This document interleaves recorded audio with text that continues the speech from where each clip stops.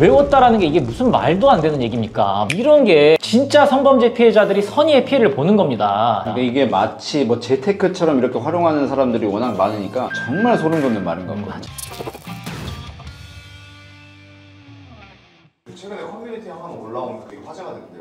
성공 남성 중강간으로 고소한 후기에서 처음부터 약간 킹받는 글이 나와요. 성범죄 고소되면 인생 착실히 살아온 사람일수록 더 쫄리겠지. 고소를 하게 되면 어떤 타격을 받을지 알고 쓰는 거거든요. 이거는. 그렇죠. 성범죄로 고소돼가지고 유죄 판결 나면은 빨간 줄 가는 거죠. 흔히 말하는 전과가 생기는 거라는 거죠. 취직도 제한이 되게 됩니다. 직장 생활 할 수도 없어요. 아동 청소년 보호기관이라든지 초등학교, 유치원 이런 데 취업 제한 명령이 떨어지고요. 수강 명령 이런 것, 성범죄가 낙인이 찍히게 되는 거죠. 강간죄가 아니라 중강간으로 고소했다고 하는데 그게 차이가 뭔가요? 폭행이나 협박, 강제적인 물리력을 행사해서 하는 거를 강간이라고 하고, 중강간은 이제 술에 취해가지고 뭐 항거 불능 상태나 뭐 심신 상실 상태, 내가 반항을 하기 어려운 상태를 이용을 해가지고 이제 성범죄에 나아간 거를 준강간이라고 하거든요. 인정하기 싫어서 고소할지 말지 고민을 너무 많이 했는데 뭐 1366에 상담을 받으면서 저 새끼가 벌을 받는 게 맞다고 생각이 들어 고소하기로 한 걸로 내용 작성하고 외웠어. 외웠다라는 게 이게 무슨 말도 안 되는 얘기입니까? 진실에 맞게 얘기를 해야지 이걸 외워서 얘기한다. 그리고 앱 같은 거, 심정 같은 걸 적어두는 것도 전부 다 증거로 될 수 있어. 이런 게 진짜 성범죄 피해자들이 선의의 피해를 보는 겁니다. 진짜 성범죄 피해자들은 보호받아야 되거든요. 인터넷 사이트에서 이런 글들이 횡행하고 있다는 게 참 안타깝습니다. 그러니까 이게 마치 뭐 재테크처럼 이렇게 활용하는 사람들이 워낙 많으니까 당해보면 좀 미칠 노릇이거든요. 살아왔던 모든 인생이 무너지고요. 말도 안 되는 돈을 요구해요. 몇 억을 달라 그렇게 맞아요. 얘기하는 경우가 있기 때문에 일단 그런 식으로 계속 협박을 하는데 계속 경찰서 왔다 갔다 해야 되잖아요. 주변에 소문도 다 나잖아요. 야, 얘 강간했나 보다. 그 남자가 억울하다면 정말 미칠 노릇이에요, 보면. 그리고 요즘은 뭐 대기업이든 아니면 공공기관이든 성범죄로 고소만 당하면 바로 직위 해제돼요. 그래가지고 그 사람은 이미 전과자 또는 유죄로 낙인이 찍혀가지고 모든 후속 절차가 이루어진단 말이에요. 그러니까 여자가 당했다라고 이렇게 고소를 하는 순간 또는 신고를 하는 순간 범죄자로 낙인이 찍히는 거죠. 감정이입이 되는 게, 제가 어제 또 의뢰인분이 한 여성과 술자리를 하고 자게 됐는데 그 여성분이 갑자기 뭔가 뉘앙스가 이상한 거예요. 계속 사과를 요구를 하는 거예요. 오빠 어떻게 할 건데 나 너무 힘들어. 근데 카톡을 보니까 코칭을 받고 있어요. 나한테 할 말 없어? 그래 만나서 얘기를 하자고 하면 나한테 할 말 없냐고 계속 얘기를 한단 말이에요. 분명히 고소한다. 절대 사과하지 말라고 얘기했거든요. 카톡으로 그렇게 왔을 때 뭐라고 대답해요?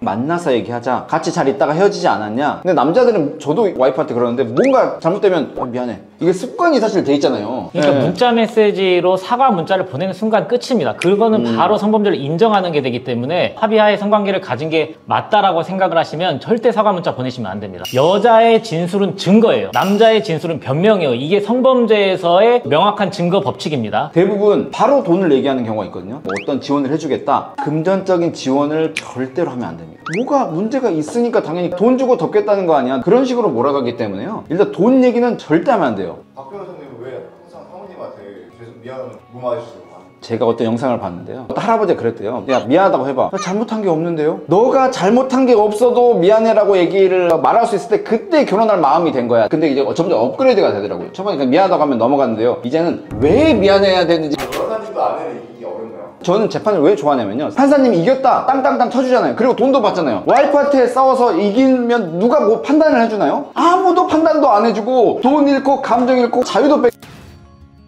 여성분이 전문적인 상담을 받기 전에 실수를 하거든요. 어떤 실수들을 많이 하냐면요. 다음날 또 친구들이랑 술 마시고 놀던지 아니면 클럽을 갔다든지 그런 거 바로 캡처해놔야 돼요. 여기 내용 중에 또 참고로 술은 최대한 빠르게 많이 마셨다고 하는 게 좋아. 내가 만취했다라고 할 만큼 딱 중강간이라는 죄의 의미에 맞게 고소할 수 있고 내가 보호받아야 될 대상이 되거든. 아, 정말 소름 돋는 내용 아닙니까? 멀쩡하게 사회생활 하고 있는 남성이 빨간 줄 가가지고 이제 사회생활 못하게 된다? 이건 정말 있을 수 없는 일이거든요. 뒤섞여서 이야기해도 상관없어.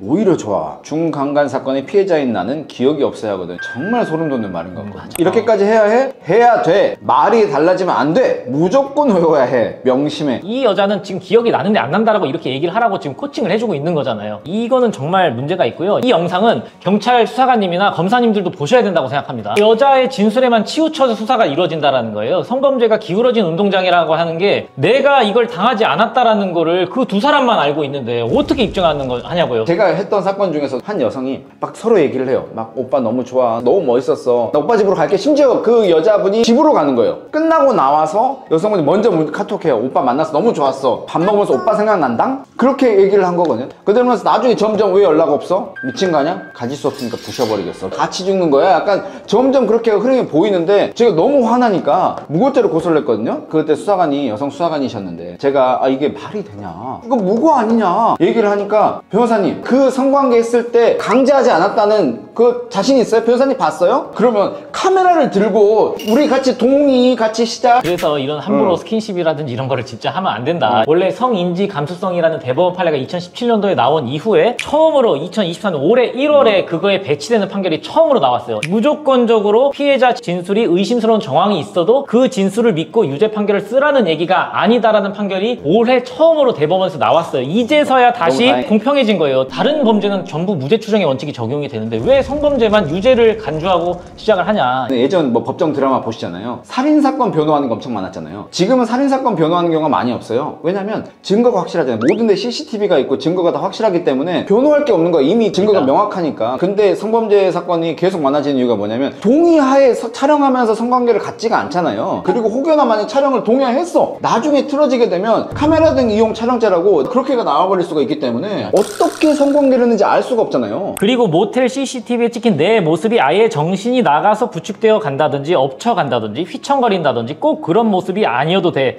난 이게 제일 걱정됐었어. 이건 우리 변호사님이 본인만의 비법? 진짜 이렇게 좋아하는 변호사님 있구나. 비법 같은 내용이라 하셔서 자세히는 안 적을게. 일부는 기억이 나는 것 같은데 취해서 이게 꿈인지 현실인지 구분도 안 되고 내 몸은 이미 저항할 수 없는 상태였다고 계속 반복해서 얘기했어. 이거 진짜 사건에서 이렇게 고소장 들어온다니까요. 이 막 휘청거리는 모습이 아니어도 된다고 했잖아요.